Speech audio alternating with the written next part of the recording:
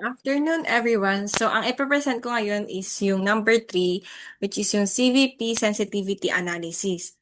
So, ang problem niya is Dynamics Corporation manufactures and sells a single product that has a retail price of 250 pesos and unit variable cost of 175 pesos and a total fixed cost of 1,050,000.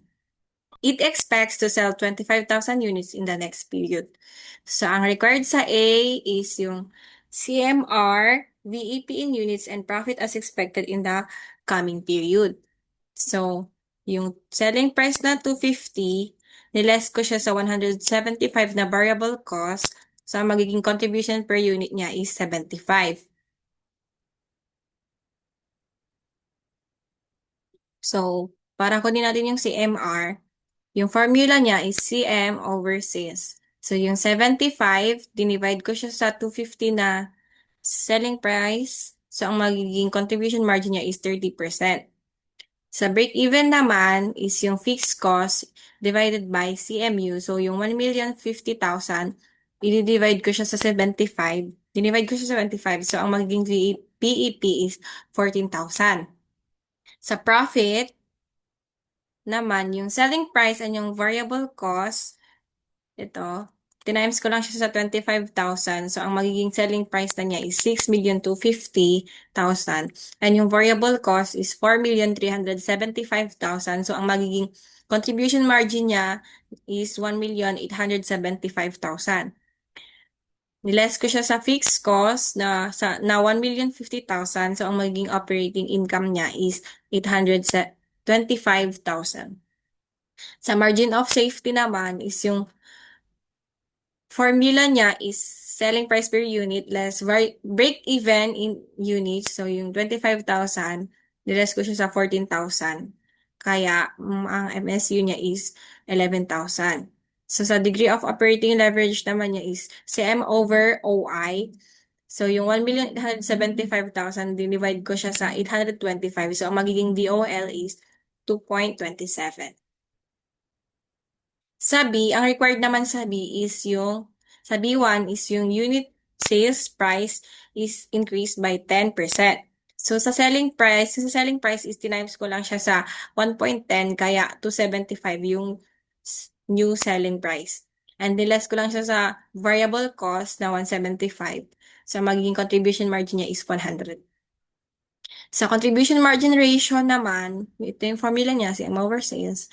So, 100, dinivide ko siya sa 275, so magiging CMR na is 36.36.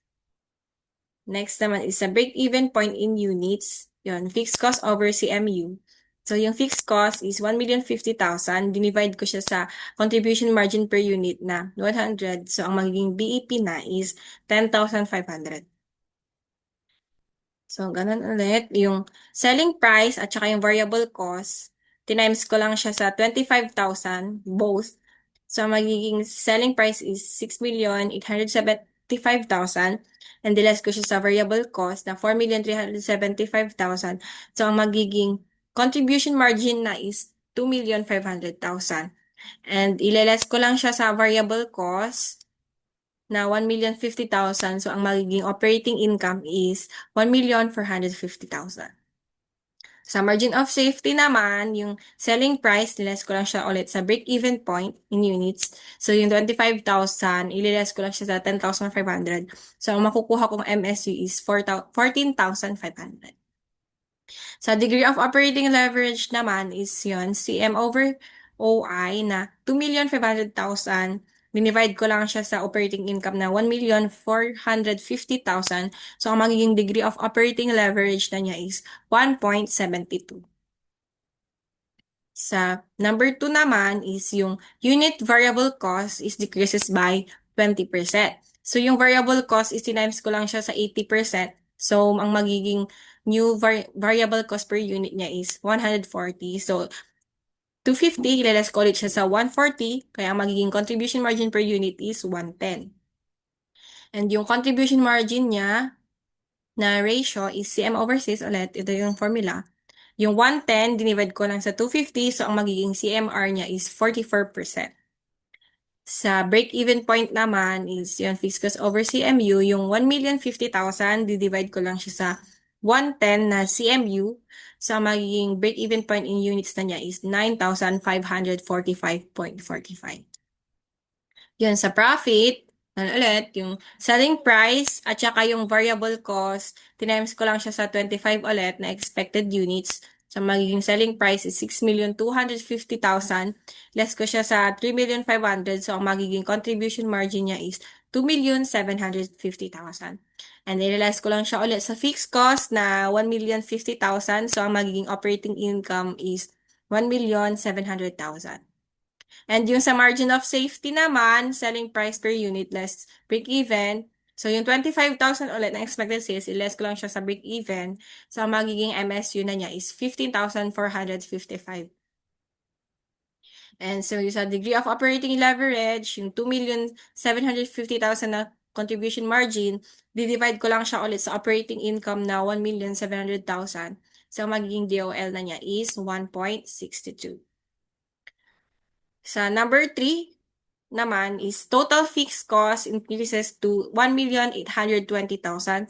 So, yung selling price at saka variable cost, ganun pa rin. And yung CMR na contribution margin na 75, i-divide ko siya 250. So, magiging CMR is 30%. Ganon din sa BEP in units na fixed cost. Yung fixed cost, kasi sabi increases to 1,820. So, ang nilagay ko is yung fixed cost na 1,820. Divide ko lang siya ulit sa CMU. Sa magiging break-even na is 24,267. Sa profit, ganun ulit yung ginawa ko. Tinimes ko lang ulit siya sa expected units na 25,000 both.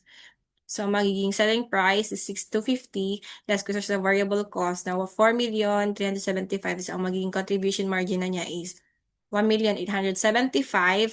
And ililess mo lang siya sa fixed cost na 1,820,000. So, ang magiging operating income na niya is 55,000. So, sa MSU, yun pa rin yung formula. Yung 25,000 na expected sales, ilales ko lang siya sa break-even point na 24,267.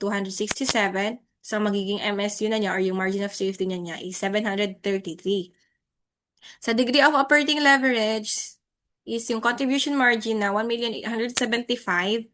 Di-divide ko lang siya sa operating income na 55,000. So, magiging degree of operating leverage na niya is 34.1. Dito naman sa number 4 is yung the number of units sold increases to 52,000. So, ganun pa rin yung selling price, variable cost, yung contribution margin niya, 75 pa rin.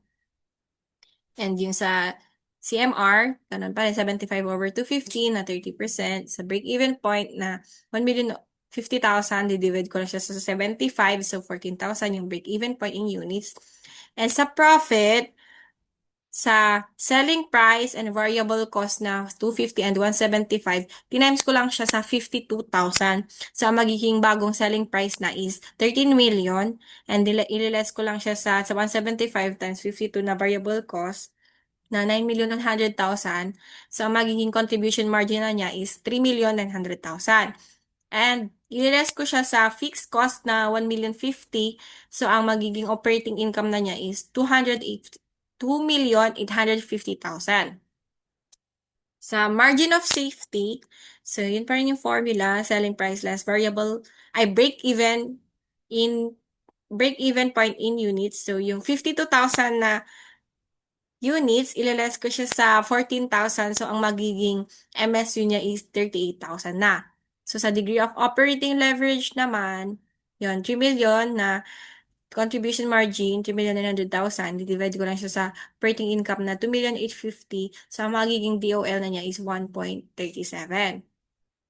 Sa B5, yung number 5 sa B is, ang requirement niya is unit sales price decreases by 10 and yung variable cost decreases by 10% and yung total fixed cost is increased by 100,000. So, yung sa selling price na 250 is niless ko lang yung 10. So, ang magiging selling price na niya is 240. Doon naman sa variable cost is 175 kasi ang sa variable decreases by 10%. So sa variable cost, yung 175, times ko lang siya sa 90%. So ang magiging variable cost na is 157.5. So ang magiging contribution margin na niya is 83. So, sa contribution margin ratio, CM over sales, yung 83, divide ko siya sa 240. So, ang magiging CMR na niya is 34%. And then, sa break-even point in units, fixed cost, yung sa 1,050,000, inad ko lang yung 100,000. And, i-divide ko siya sa contribution margin per unit na 83. So, ang magiging break-even point in units na is 13,939. Sa profit naman, ganun ulit yung ginawa ko, yung 240 na bagong selling price at yung variable cost, sinabi ko na siya sa 25,000. So, ang magiging selling price na is 6 million. And dililess mo siya sa variable cost na 3,937,500. So, ang magiging contribution margin na is 2,062,500. And dililess mo lang siya sa fixed cost na 1,150,000. So, ang magiging operating income is 912,500. Sa margin of safety, ganun pa rin yung formula, selling price less break-even point in units. So, yung 25,000, ililess ko lang siya sa break-even point in units na 13,939. So, ang magiging margin of safety is 11,061. Sa degree of operating leverage naman is yung formula is CMOI or yung contribution margin over operating income. So, yung contribution margin na 2,062,500, ililess ko lang yung i-divide ko siya sa 912,500. So, ang magiging degree of operating leverage na is 2.26. Yun lang po. Bye-bye.